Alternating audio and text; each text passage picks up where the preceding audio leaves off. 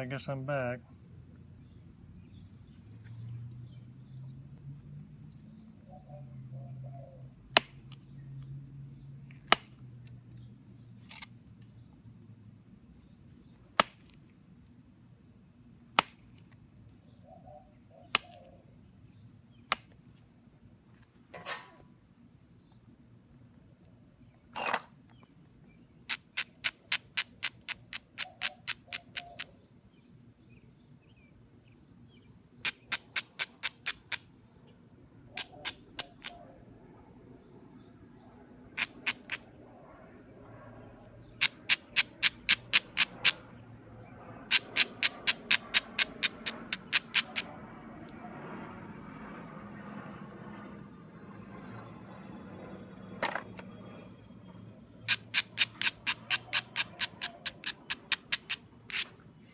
When you're doing your balance on these kind of things, if it starts getting off, sometimes you have to work part of an edge and leave an edge alone.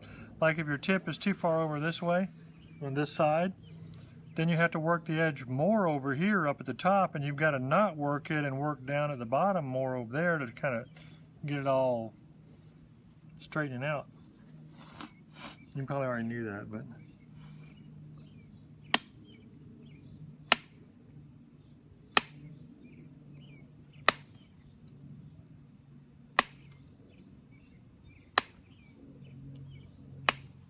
one thing that's kind of a hard judgment call to learn at first is when to start this process with the pressure work of regularizing everything.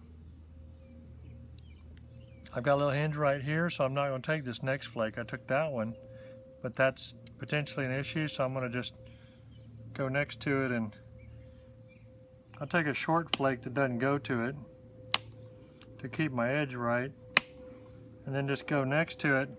And see, I come down here and ran that one aside a little bit, and it cut off most of it. I can just run one over there and get it.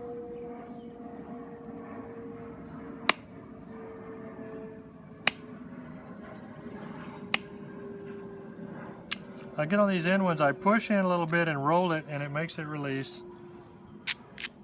And it takes a little flake without doing too much. You know, when you want the mother of all flakes, you push hard until it goes. But if you don't want the mother of all flakes, and sometimes you just kind of make it go.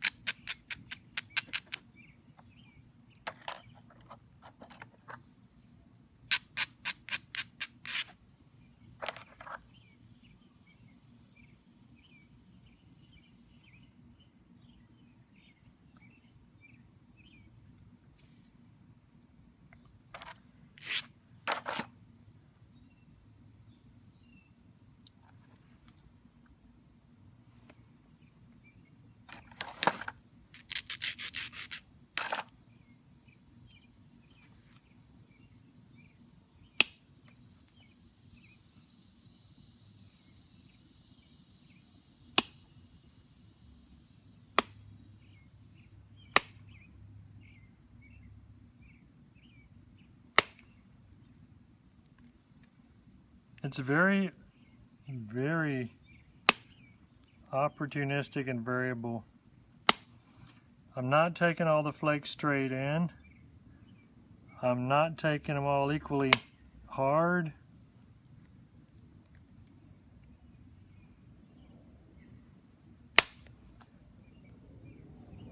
That one I tried to take hard and roll it a long ways because I wanted to release some thickness.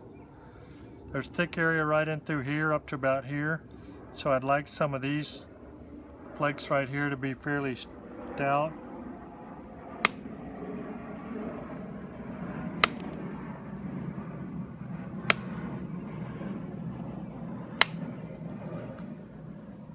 I wedge my support more tightly sometimes.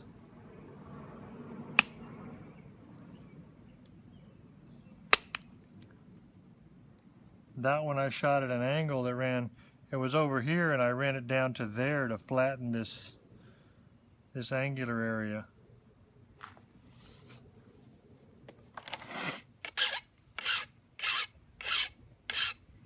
Because if you think about it, I mean, if you know what a Midland looks like, Midlands are thin and narrow. And so, in theory, I could run, if I wanted to, several more sets here without worrying about encroaching on my final flake pattern. Now, I've got to flip this because this front part of the edge is toward the other side. So even though I wasn't through here, I've got thickness there, I've got to flip it because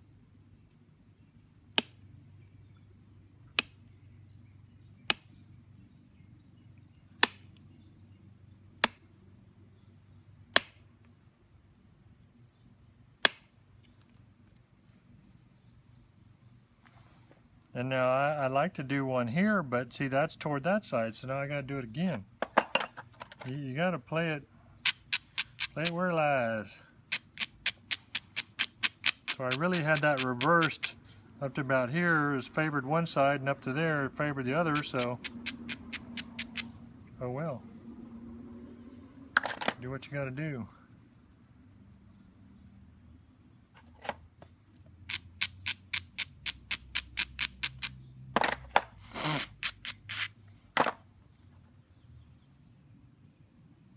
And there's that little hinge thing that I really wanted to get from this side, but pretty steep over here. I don't know if I can roll it that far or not. I could do it on a pad, leather pad.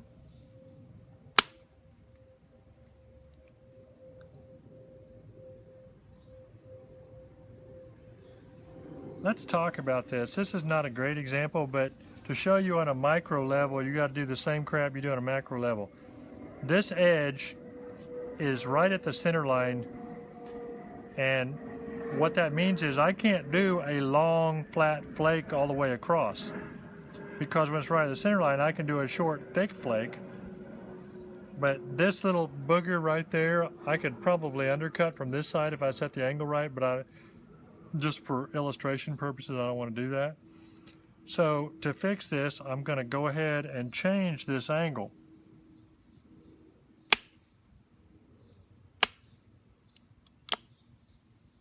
Okay, so I just raised that platform a little. It's higher now on this side. I'll bevel it.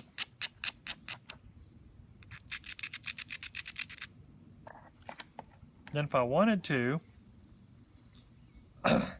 make it even more likely that I get it, it's kind of isolated over there, but it isn't really isolated on the bottom side. So I can take a flake the same direction here, right there, and that more or less left this platform high and dry and isolated. So now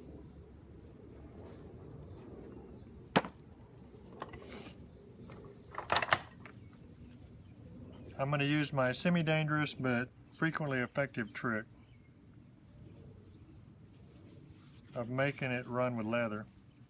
I'm going to trap the flake, and so the only thing that's going to make it stop is based upon how hard I push. I'm going to trap the flake.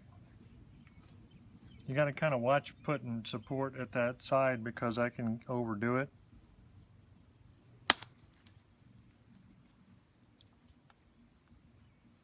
That's funny. I cut off the top of it, but didn't quite. It came all the way to it and took it off from the top to right there. Didn't quite get the other lip of it a little bit. But it looks like I've got a little tiny nub platform here. Little tiny platform right there is my little second chance on it. See if I can get more of it.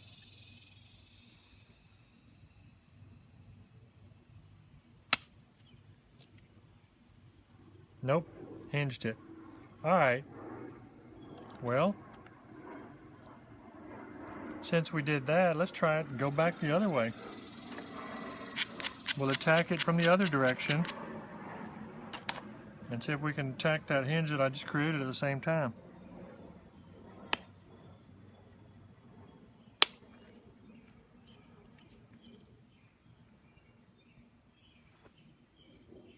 Got most of both of them. I got the one problem, and I almost got all the other problem. All right. So anyway, goofing around.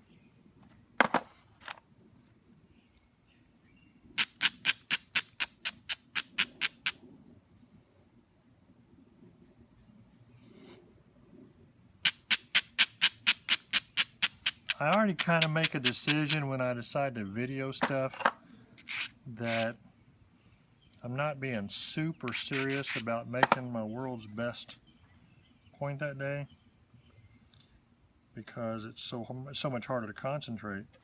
So if you wonder why I do some of these squirrely little things like this, that's why, because it's my intention in the first place, is to kind of try and help people understand stuff. So if I get a cool point made in the process, that's neat, but if not, then I will.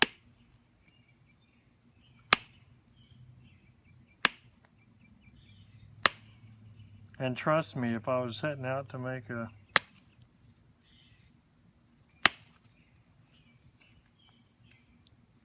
super high quality midland, it wouldn't be with Rainy Buttes.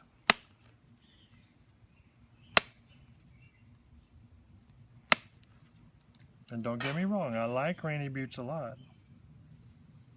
Okay, take a look at that set.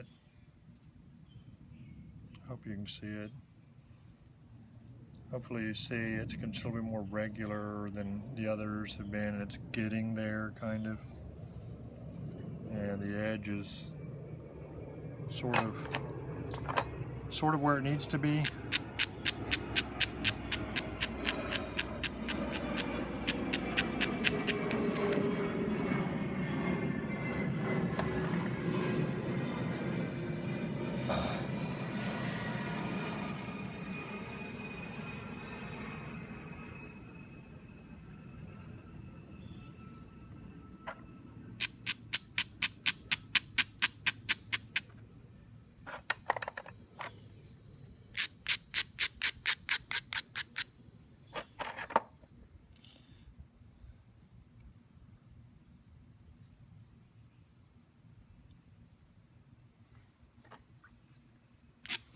Now somewhere in here,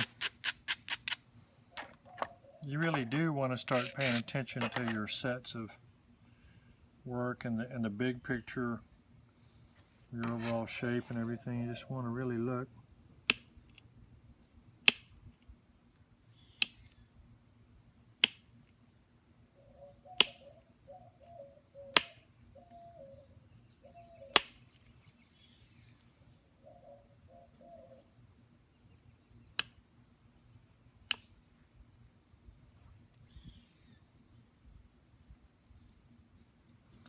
Got a concavity here that's becoming a problem. It's been here all along.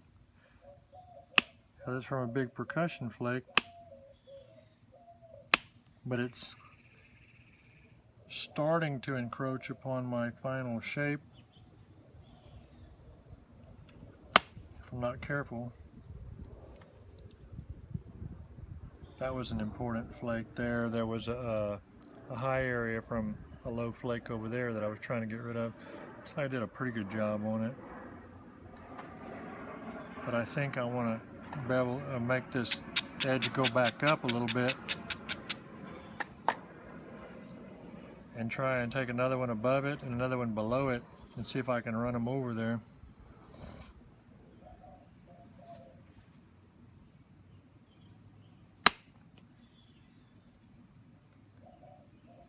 That one did good.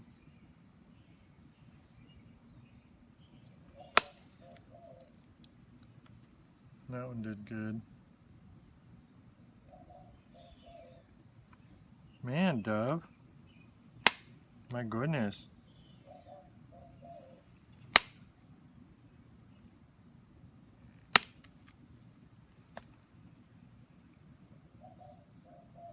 That one I should have paid better attention to, embraced better, and made that one really count, because that would have been a really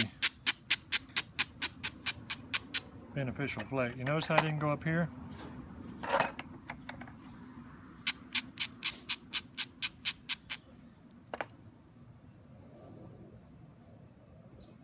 I've got my symmetry off on this now. This is too sharp. I need to leave that alone.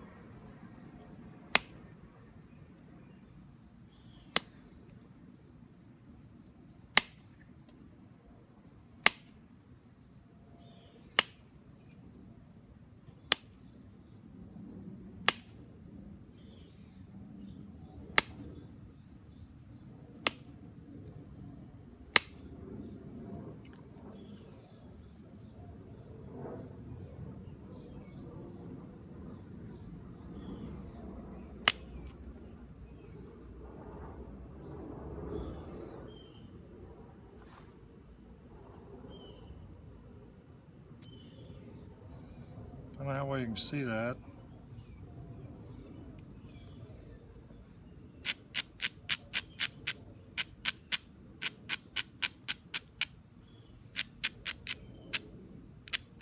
At some point when you get your base exactly as wide as you want it, and you want to wasp waste it a little bit, then you get the base as wide as you want it, and then you don't go all the way to the base anymore. You stop your last flake, you know, just right below it, and it starts becoming a little narrower in there, and then when you end up grinding it at the end, it'll be just right. See how that edge is turned about right to, once I grind it, it'll be just right to come back that side.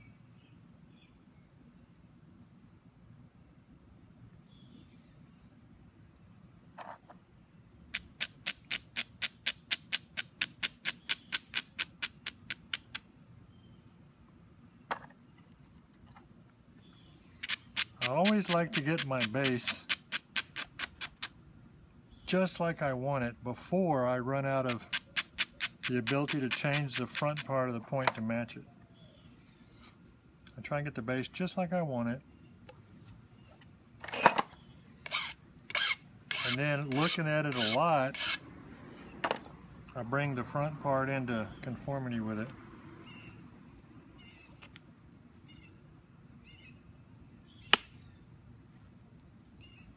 So we're trying to shoot that right along the bottom here.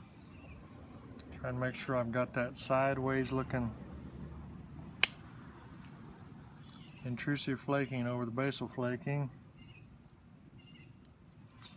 By the way, there's different ways to line up your parallel flakes, but if you're going from away from you towards you like I am at the moment, if you'll aim it downward a little bit to where the top side of the flake when it fans is parallel going straight in and the bottom part fans out, then your next flake erases that bottom part and does it again, and you just keep, I don't know if you know what I'm saying, but I'm aiming them downward a little bit or inward towards the tip a little bit, and in doing so it makes them run in like they're looking straight, but they're fanning, but the fan comes down and then I cut it out with the next one.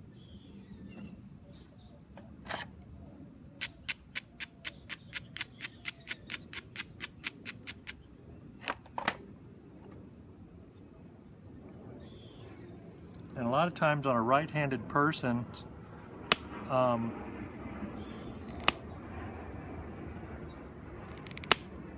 parallel flaking, it'll actually be pointed slightly downward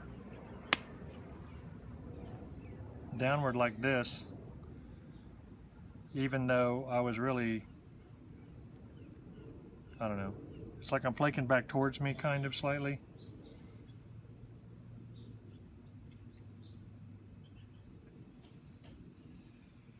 It's counterintuitive what's happening is what I'm saying.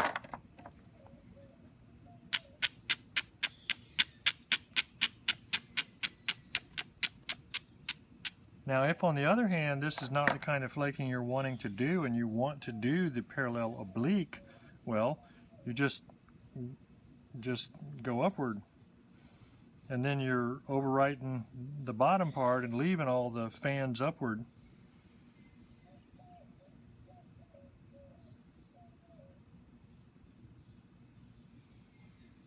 This material looks so cool.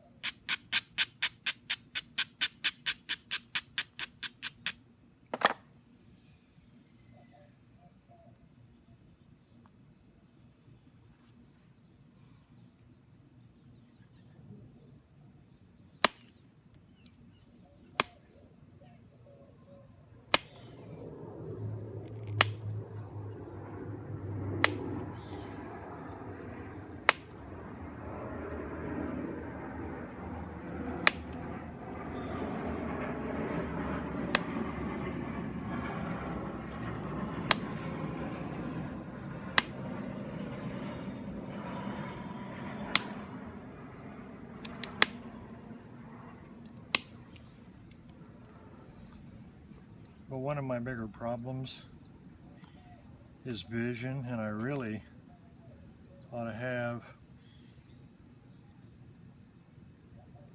make sure I have good lighting when I do this stuff.